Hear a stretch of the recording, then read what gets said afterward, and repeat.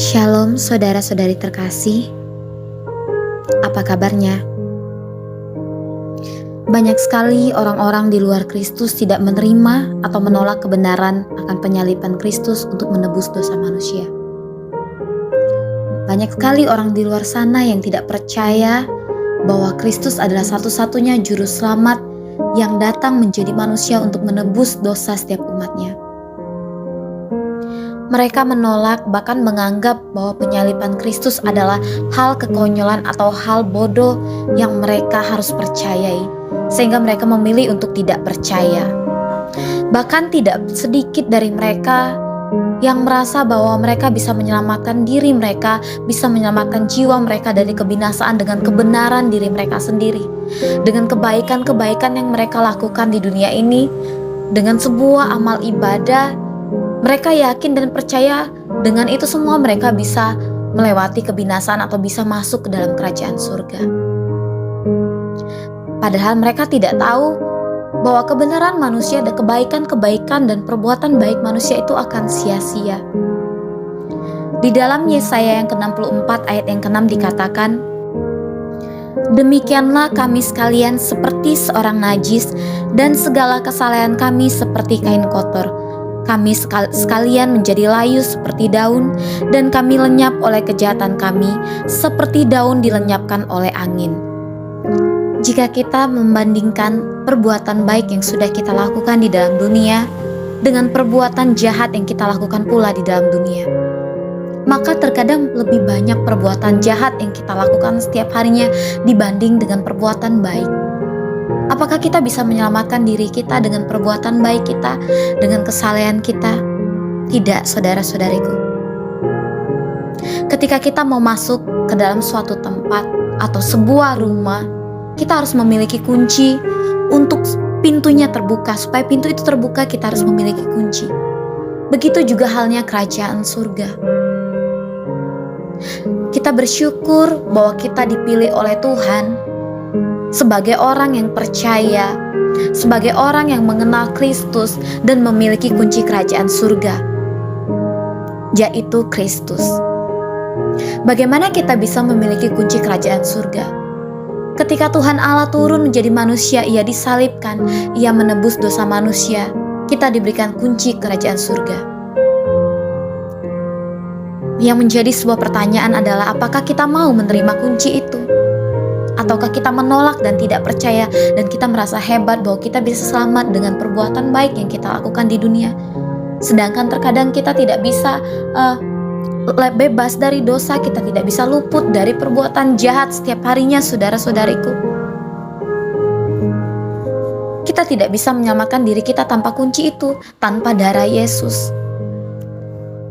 Oleh karena itu, Dia yang mulia, Dia seorang raja yang duduk di tata yang termulia, turun menjadi manusia yang hina untuk menebus kita semua, agar kita memperoleh kunci itu. Karya penyaliban Kristus ini sudah dinubuatkan di dalam kitab Yesaya, saudara-saudariku. Mari kita buka di dalam Yesaya yang ke-19 ayat yang ke-20. Dikatakan seperti ini, "Itu akan menjadi tanda kesaksian bagi Tuhan semesta alam di tanah Mesir, apabila mereka berseru kepada Tuhan oleh karena orang-orang penindas, maka Ia akan mengirim seorang juru selamat kepada mereka yang akan berjuang dan akan melepaskan mereka." Seorang juru selamat yang sudah dinubuatkan sejak dahulu kala, yang akan datang ke dunia untuk menyelamatkan kita. Itu telah dinubuatkan di dalam kitab Yesaya. Dialah Yesus Kristus, Tuhan dan Juru Selamat, satu-satunya jalan kebenaran. Dialah yang awal, yang akhir, Alfa dan Omega, yang sudah ada dan akan datang. Bahkan ketika dunia belum dijadikan, Dia sendiri sudah ada, sebab segala sesuatu dijadikan oleh Dia dan oleh firman-Nya. Dalam karya penyaliban Kristus ini sendiri, saudara-saudariku, Tuhan menunjukkan betapa Ia mengasihi manusia, betapa Allah itu penuh dengan kasih. Ia tidak mengutus siapapun untuk menebus kita. Ia tidak mengutus malaikatnya atau siapapun yang Ia percayai sebagai perantara, tapi Ia sendiri yang turun karena Ia mau menunjukkan bahwa Allah itu adalah kasih. Di dalam kitab Yesaya yang ke-63 ayat yang ke-8 sampai ke-9 dikatakan seperti ini. Bukankah ia berfirman, sungguh merekalah umatku, anak-anak yang tidak akan berlaku curang, maka ia menjadi juru selamat mereka dalam segala kesesakan mereka, bukan seorang duta atau utusan, melainkan ia sendirilah yang menyelamatkan mereka. Dialah yang menebus mereka dalam kasih-Nya dan belas kasihan-Nya. Ia mengangkat dan mengendong mereka selama zaman dahulu kala. Kita bisa mengerti dan kita bisa melihat betapa berharganya hidup kita di mata Tuhan. Betapa luar biasanya kasih Bapa itu teramat dalam atas hidup kita. Sehingga Ia sendiri yang turun untuk menyelamatkan kita. Kita bukan memilih Tuhan kita. Kita tidak memilih siapa yang menjadi Tuhan kita. Tetapi Tuhan yang memilih kita, saudara-saudariku. Mari kita bersyukur ketika kita lahir mengenal Tuhan, kita mengenal pribadi Allah, kita diberi kunci kerajaan surga. Bahkan kita mengalami kasih yang begitu luar biasa, yang daripada Bapa, Ia memberikan nyawanya, darahnya. Kalau kita mau merenungkan bagaimana menderitanya Tuhan di atas kayu salib, kita bisa melihat Dia dimahkotai duri, lambungnya tertikam, tangan dan kakinya dipalu dengan paku, saudara-saudariku. Itu bukan karena Ia hina, bukan karena Ia dikutuk, tapi karena kita. Mari kita hargai korban Kristus atas hidup kita. Mari kita bersyukur dengan sangat-sangat bersyukur. Mari kita sadari bahwa kita itu dikasihi oleh Tuhan. Jikalau saat ini engkau jauh daripada Tuhan, mungkin engkau sedang terjatuh, atau engkau sedang terluka, atau engkau sedang tertolak oleh orang lain. Ingat, ada Tuhan yang selalu menerima engkau. Ada Tuhan yang menganggap engkau itu begitu berharga sehingga Ia memberikan nyawanya atas hidupmu. Tidak ada kasih yang lebih besar dibandingkan kasih Bapa. Tidak ada kasih yang menerima seluruh hidup kita apa adanya, mau menebus kita walaupun kita jatuh berulang kali, bahkan membebaskan kita dari kutuk selain daripada Yesus. Ingat, sebagaimana engkau sudah jauh daripada Tuhan. Ingat seberapa lama engkau sudah meninggalkan Tuhan. Ingat berapa kali engkau jatuh. Tetapi ingat juga berapa kali Tuhan tetap menerima engkau dengan tangannya terbuka. Berapa kali Tuhan tetap memanggil namamu untuk datang kembali kepadanya. Seperti seorang anak yang tersesat, dan seorang bapa menantinya sekian lama, dan anak itu kembali. Bapa itu menyambutnya dengan sukacita. Seperti itu kasih Bapa kepada kita. Jikalau engkau saat ini sedang terjatuh, saat ini engkau merasa hidupmu jauh daripada Tuhan, engkau merasa sudah tidak layak, ingat salib Kristus. Kembali kepadanya. Datang di hadapannya. Dengan apa adanya engkau tidak perlu memalsukan dirimu.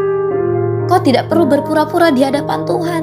Apa adanya engkau dengan masa lalumu, dengan dosamu, sekotor apapun engkau berlutut menangis di hadapan Tuhan saat ini. Katakan, Tuhan, aku tahu engkau sudah mengampuniku dari dosa.